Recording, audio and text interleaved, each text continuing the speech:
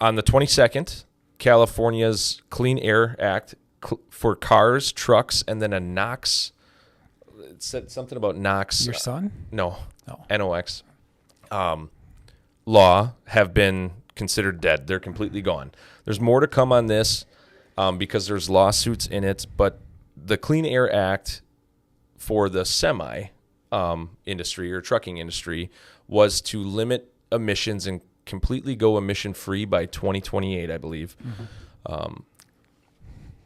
People in the industry have been dealing with this in California in particular. Now, I think there's like 10 other states that have adopted this Clean Air Act. And whether you believe in it or not, the thought behind it was to help control emissions from semis because they are one of the biggest pollutants. Well, I think all vehicles, but right.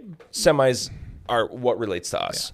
Because they're one of the biggest pollutants to the air that everyone breathes. And rightfully so. If we can help with that, let's try, right? Let's try to leave the earth in a better spot for our future generations. But they were extremely unrealistic. I mean, the technologies were not there.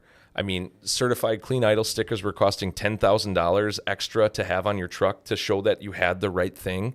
I mean, that's nuts. That's what they were, wasn't it? Yeah, it was $10,000. Yeah, we had when we ordered new trucks, we could get the truck. Yep. And if we wanted to go to California at that time, we had to have that holographic sticker. It's certified clean $10,000. idle. Yeah. Same For an truck. extra 10? Same truck. It's a sticker. Yeah. Yeah.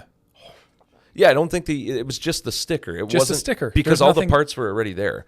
And what that does is basically you can let that truck idle in a closed building, and the air It's fine. It's clean. coming out of it is equally or if not cleaner than what is going into it. But they pass that stuff, and then they say you can't idle in our state. Right. Which I guess that would, Help too.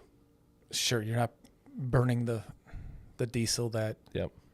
is in limited supply, let's just say. Correct. But all that stuff, like you said, no matter what side of the fence you're on, it's good holistically, right? Correct. But is it reasonable? Realistic. Yeah, they made some of the standards so tough that they're so stringent that these engines are not breathing. Right. And I mean, they had the same issue when the DEF systems went into play with and the DPFs. Yep, and all of that. Diesel motors are designed to. Now I don't know as much about the ones today because they're electronic and things, but diesel motors of the past were designed to not be restricted and just run. I mean, that's why guys would leave their semis run all the time. That and fuel prices weren't what they are today. But now when you start restricting these things and start introducing other components to something that was designed well before this was, you're putting on I'm forgetting the word, like an adaptation to it. It only causes issues. It's a bolt-on that, Right. I mean, is very expensive to maintain and repair. Not saying it's wrong, but there's got to be a better It was a way. hassle. It is a hassle. Yeah. Holding everything aside, it was a hassle. I don't think it was thought out. I think a comment that someone made a couple weeks ago about us being in office chairs kind of correlates to that. Why don't you get out and drive a truck? You're just stuck in office chairs. I think that was people that really probably didn't have hands-on industry experience.